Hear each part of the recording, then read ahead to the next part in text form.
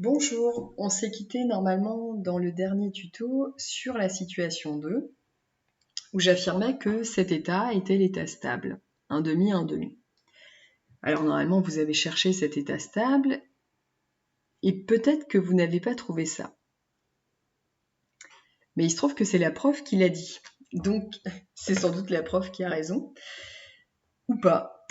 Alors il m'est déjà arrivé en classe de faire des erreurs, exprès ou non, et là je me suis dit un demi, ça me semble bien. À vue d'œil, quand j'ajoute les deux, ça fait bien 1. Et puis, quand je multiplie, j'ai l'impression que ça va faire ce qu'il faut. Donc, j'ai donné le résultat un petit peu au hasard.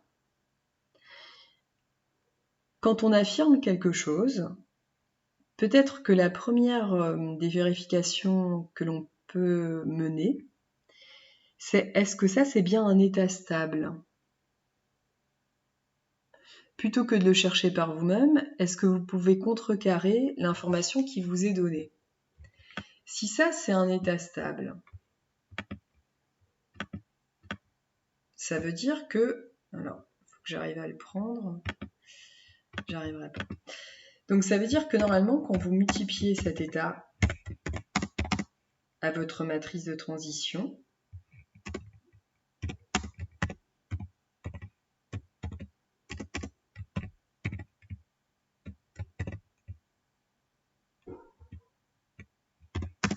donc quand vous multipliez ça à cette matrice,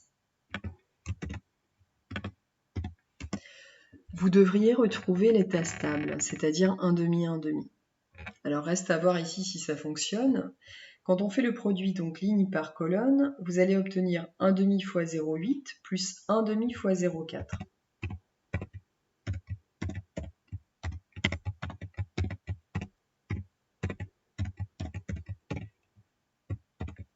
Donc ça pour le premier coefficient. Pour le second coefficient, 1 demi fois 0,2 plus 1 demi fois 0,6.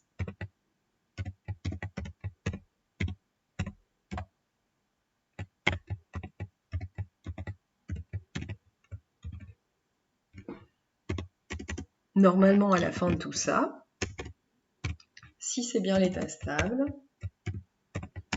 je devrais obtenir 1 demi pour le premier et 1 demi pour le second.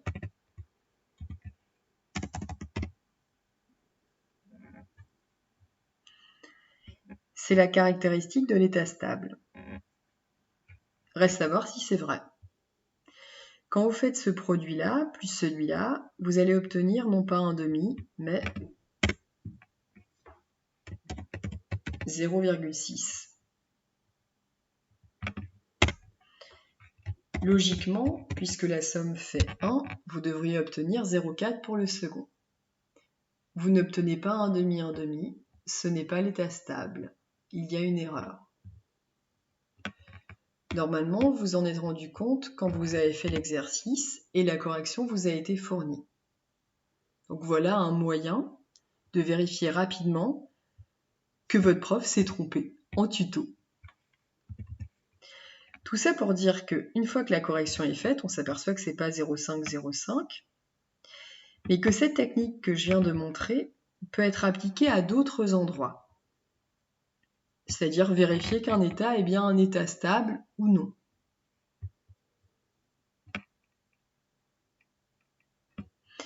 Et c'est ce qu'on va utiliser dans la situation 3. Alors la situation 3, dans le premier tuto de cours, je vous ai dit qu'on allait la mettre un petit peu de côté, parce que c'est une situation plus embêtante, du fait de l'ordre de la matrice de transition qui est 3.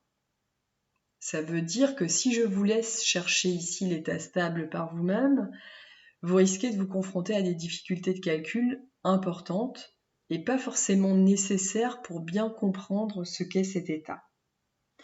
C'est pourquoi dans la situation 3, je ne vais pas vous demander de chercher l'état stable.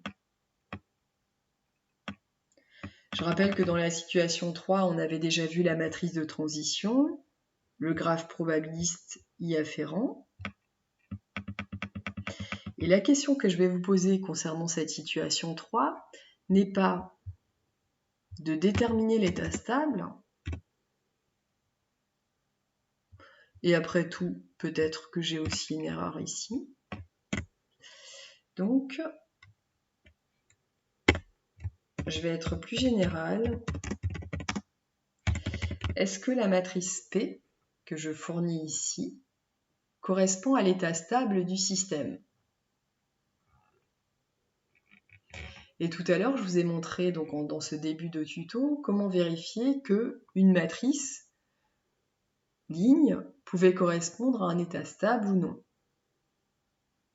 Je vous laisse réitérer le processus sur de l'ordre 3 et non pas de l'ordre 2 comme précédemment et répondre à cette question: est-ce que ça, c'est l'état stable du système ou non? Bon courage! Ah oui, une chose, sur un ordinateur, on peut faire ce qu'on veut avec l'horaire et le jour. Juste pour dire. Au revoir.